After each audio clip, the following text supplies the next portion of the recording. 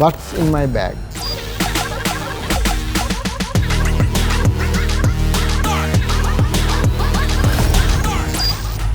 මම Ravi Ranasinghe street and travel photographer. අද මම කතා කරන්න යන්නේ මගේ බෑග් එකේ මොනවද තියෙන්නේ කියලා. GoPro 450 AW බෑග් එක. අපි බලමු බෑග් එකේ මොනවද තියෙන්නේ කියලා. ස්ට්‍රීට් ට්‍රැවල් ෆොටෝග්‍රැෆර් කෙනෙක් වුණාම අපිට දැන් ස්ට්‍රීට් ට්‍රැවල් ෆොටෝග්‍රැෆි කියලා කියන දෙක එක ළඟ යන ජොනරස් දෙකක්. මොකද ස්ට්‍රීට් එකෙත් අපි ට්‍රැවල් ටයිප් පින්තූර ගන්නවා, ට්‍රැවල් කරනකොට ස්ට්‍රීට් ටයිප් පින්තූර ගන්නවා. ඉතින් මේ දෙක අතර පොඩි වෙනස්කම් තියෙනවා. ඉතින් මේ දෙකට මම ගෙනියන්නේ එකම දේවල් තමයි. මොකද ස්ට්‍රීට් එකට යනකොටත් ට්‍රැවල් වලට යනකොටත්. ඒකට අපි බලමු ස්ට්‍රීට් ට්‍රැවල් අපි ෆොටෝග්‍රැෆි කරනකොට මගේ ෆේවරිට්ම කැමරා එක තමයි Sony A9 II කැමරා එක. Sony A9 II කැමරා එකත් එක්ක මම 16-35 ලෙන්ස් එක පාවිච්චි කරනවා 2.8 G master ලෙන්ස් එක. ඇයි මම මේ A9 II කැමරා එක පාවිච්චි කරන්නේ? ස්ට්‍රීට් එකේ සිදුවීම් ඉතාමත් ඉක්මනින් සිදු වෙනවා. ඒතකොට මේ සිදුවෙන සිදුවීම් අපිට ඒ සෙනිකෙන් ලබා ගන්න නම් අනිවාර්යෙන් කැමරා එකේ සපෝට් එක අපිට ඕන වෙනවා. ඉතින් ස්ට්‍රීට් එකට ඉතාමත් ගැලපෙන කැමරා එකක් තමයි Sony A9 II කැමරා එක. ඒකත් එක්ක I 16-35 පාවිච්චි කරනවා. 16-35 එකෙන් මට පුළුවන් ස්ට්‍රීට් එකේ සම්පූර්ණ අපිට මුළු ස්ට්‍රීට් එකේ මේ කතන්දරය අපිට ප්‍රකාශ කරන්න පහසු වෙනවා wide angle lens එක නිසා. මගේ දෙවෙනි කැමරාව second කැමරා එකට මම පාවිච්චි කරන්නේ Sony 7R3 high resolution camera එකක්. 9:2 එක වගේම ස්පීඩ් එකක් මේකෙත් තියෙනවා. මේ කැමරා එකේදී resolution එක high වීමත් එක්කම G master lens එකක් පාවිච්චි කිරීමත් එක්ක high quality images අපිට ගන්න පුළුවන්. ඉතින් ස්ට්‍රීට් එකක වගේ travel කරන එකක ඒ අවස්ථාව ඒ තියෙන විදියට ගන්න පුළුවන් වෙනවා. මොකද එතන තියෙන ආලෝකයත් එක්ක අපිට ඒ colors හිතන්න රාජස්ථාන වල ගන්න පින්තූර එක රතු නිල් කොළ කහ ඔය කියන හැම පාටක්ම ඒ තියෙන විදියට ගන්න මේ කැමරා එක මේ lens එක උදව් වෙනවා. Sony 7R3 කැමරා එකත් එක්ක මම 70-200 lens එක පාවිච්චි කරන G master lens එක f2.8 lens එක. එතකොට ඇයි මම තව wide angle එකක් පාවිච්චි කරන්නේ? දැන් අපිට ස්ට්‍රීට් එකේ හරි travel අපි කරන වෙලාවට අපිට range එකක් තියෙන්න ඕනේ අපි දකින්න දසුන් ගන්න. ඒකට අපිට wide angle එක 60-35 තියෙන නිසා wide එකෙන් අපිට ගන්න පුළුවන්. long lens එකකට 70-200 එක තියෙන නිසා අපිට ඈත තියෙන දේක් ගන්න. ඒකට අපි ඉන්නවා ස්ට්‍රීට් එකේ 16-200 කියන range එක ඇතුලේ travel කරනකොට. ඉතින් පහසුයි අපිට අපේ දේවල් capture කරගන්න මේ වගේ range එක අපි හිටියොත්. ඉතින් Sony 7R3 එකේ high resolution camera එකක් හින්දා අපිට හිතන්න මම long shot එකක් ගන්නවා. ඒ long shot එක ඇතුළේ මට පොඩි කොටසක් crop කරගන්න අවශ්‍යයි. එතකොට මේකේ තියෙන high resolution support එක නිසා ඒ පොඩි crop එක වුණත් ඉතාමත් හොඳ clear quality image එකක් අපිට ඒ තුලින් ගන්න පුළුවන්. ඉතින් street එකේ කිසි දෙයක් miss කරගන්න නැති වෙන්න තමන් යන ගමනේ දකින්න දේ තමන්ට අතාව කියන තැන capture කරගෙන තමන්ට ඕන විදියට එළියට ගේන්න අවස්ථාව තියෙනවා. මේ වගේ කැමරා එකක් පාවිච්චි කිරීම තුලින්. මේ තමයි මගේ දෙවෙනි කැමරා එකයි ලෙන්ස් එක හැටියට පාවිච්චි කරන්නේ. ඒ වගේම තමයි all purpose lens එක තමයි 24-105 lens එක. මේ 24-105 or 24-70 කියලාත් range දෙකක් තියෙනවා. මම පාවිච්චි කරන්නේ 24-105 lens එක. සමහර විට මට හිතුනොත් එහෙම එක දවසක travel කරන දෙයක්. මට wide එකක් ඕනේ, long shot එකක් ඕනේ. හැබැයි ගොඩක් ගෙනියන්න බැරි වෙලාවට මේ lens එක තමයි මම පාවිච්චි කරන්නේ. මොකද මේකේ 24-105 කියන range එක මට තියෙන හින්දා. ඊට පස්සේ අපි බලමු දැන් street photography, travel photography කරනවා කියන එකට අපි සූදානමින් ඉන්න ඕනේ. අපිට ස්ට්‍රීට් එකේ අපි දන්නේ වහීද කාලගුණය ගැන අපිට කියන්න අමාරු සමහරවිට. සල්ලි අපිට මේ දේවල් වෙනවා. ඉතින් අපි සූදානම් වෙලා ඉන්නවා. මගේ බෑග් එකේ අනිවාර්යයෙන්ම රේන් කෝට් එක තියෙනවා. ඒ රේන් කෝට් එක තියෙන්නේ වහිනවා කියලා අපිට ඡායාරූප ගන්න නැත. සමහරවිට වහින වෙලාවට තමයි හොඳම ඡායාරූප තියෙන්නේ. ඉතින් අපිට රේන් කෝට් එක තියෙන එකේ අපේ කැමරාවත් ආරක්ෂා කරගෙන අපිට අවශ්‍ය කරන දේ ගන්න අවස්ථාවක් තියෙනවා. ඉතින් හැම වෙලේම බෑග් එකේ තිබිය යුතු දෙයක් ස්ට්‍රීට් ට්‍රැවල් කරන ෆොටෝග්‍රැෆර් කෙනෙක්ගේ ගාව රේන් කෝට් එක තියෙන්නම අවශ්‍යයි. ඊට අමතරව මොකද ස්ට්‍රීට් ට්‍රැවල් ෆොටෝග්‍රැෆි කරනවා වැස්ස වගේම අපිට කාලගුණේ ඩස්ට් එක තියෙන දේවල් අපිට වළක්වන්න බෑනේ. අපි ගාව සූදානමට අපි ගාව බඩු තියෙන. ඉතින් KNF කියන මේ ටූල් කිට් එක මේ කිට් එක ගත්තොත් එහෙම මේ කිට් එකේ අපිට අවශ්‍ය කරන හැමදේම තියෙනවා. එතකොට අපිට මේ කිට් එක බැලුවොත් එහෙම මෙතන ටිෂුස් තියෙනවා ක්ලීනින්. ඊට අමතරව මෙතන ක්ලීනින් ක්ලෝත් එක තියෙනවා. එතකොට විශේෂයෙන්ම ලෙන්ස් ක්ලීනින් පෙන් එක මේ පෙන් එකෙන් අපිට පුළුවන් ලෙන්ස් එකේ ඩස්ට් අයින් කරන්න. ඒ වගේම මෙතන තියෙනවා බ්‍රෂ් එක.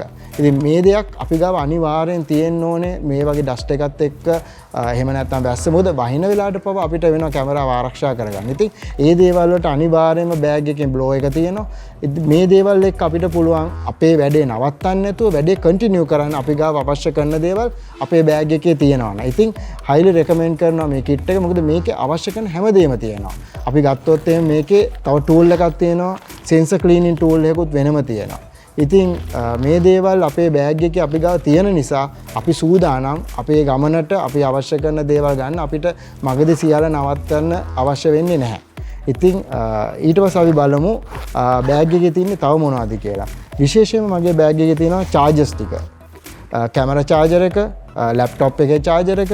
එතකොට travel කරනකොට විශේෂයෙන්ම extra hard drive එකක් තියෙනවා data ටික copy කරන්න. මොකද අපිට data copy කරන්න අවශ්‍ය වෙනවා හැම ගමනක්ම ගින් අවසන් වෙනකොට එදා දවසේ capture කරපු ටික මම එදාම copy කරනවා. මොකද අපිට මොන හරි වෙලා card එකක් මොන හරි වුණොත් අපි ගත්ත images ටික ආරක්ෂා කරගන්න ඕනේ. ඉතින් ඒ අනිවාර්යයෙන්ම මං ගාව තියෙනවා hard drive එකක්.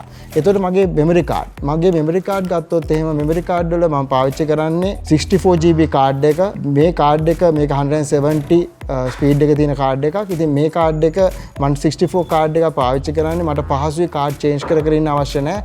ගොඩක් රෙකමෙන්ඩ් කරනවා 32 ඒ වගේ කාඩ් දෙකක් පාවිච්චි කරන්න. හැබැයි මට හිතෙනවා 64GB එක මම බලමු. මොකද මම රෝ JPEG දෙකම ෂූට් කරන්න කෙනෙක්. ඒක මගේ පහසුව සඳහා මම ඒ දේ කරන්නේ. ඉතින් මට 64 එකකින් ඒ දේ කරගන්න පුළුවන්. ඉතින් කාඩ් කීපයක් එක්ස්ට්‍රා තියාගෙන යනවා. මොකද අපි ගමනක් යනකොට අනිවාර්යයෙන්ම අපි ගාව එක්ස්ට්‍රා දේවල් තියෙන්න ඕනේ. දැන් කැමරා දෙකක් පාවිච්චි වෙනවා. lenses 3ක් තියෙනවා. ඒ වගේම අපි ගාව එක්ස්ට්‍රා බැටරි තියෙන්න ඕනේ.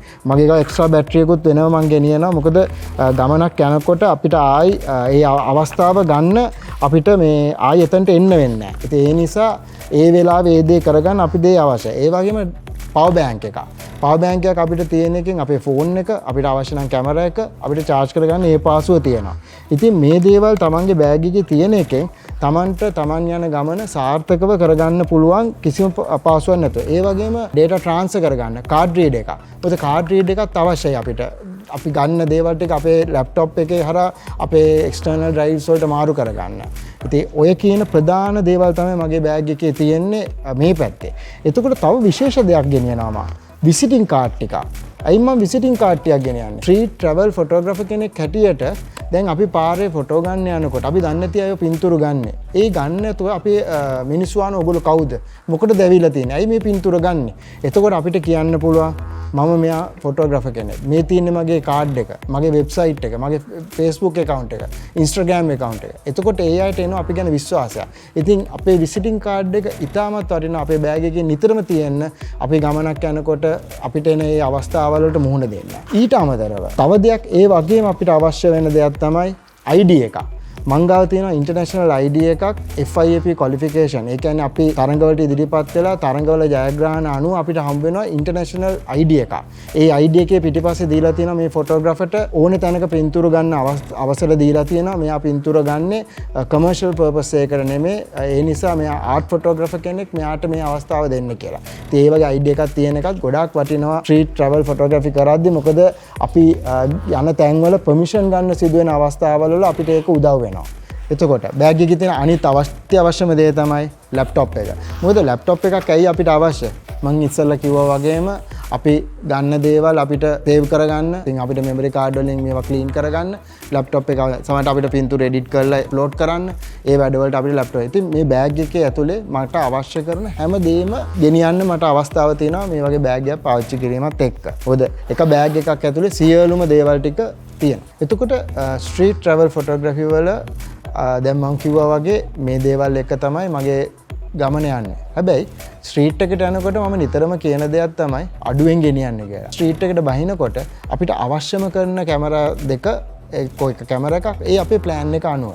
මොකද ස්ට්‍රීට් එකේ අපිට අපි නිතරම යන තැනකට අපිට ප්ලෑන් කරලා අද මම මේකයි ගන්න කියලා පින්තූරු ගන්න පුළුවන්. ඉතින් එතකොට ප්ලෑන් කරපු ලෙන්ස් එකයි ප්ලෑන් කරපු කැමරා බොඩි එකයි එක්ක යන එක Tamanට පහසුයි. මොකද ස්ට්‍රීට් එක කියන තැන මේ වගේ ලොකු බෑග් එකක් එක්ක තමන්ගේ වැඩේ කරගන්න අපහසුතාවයල් තියෙනවා.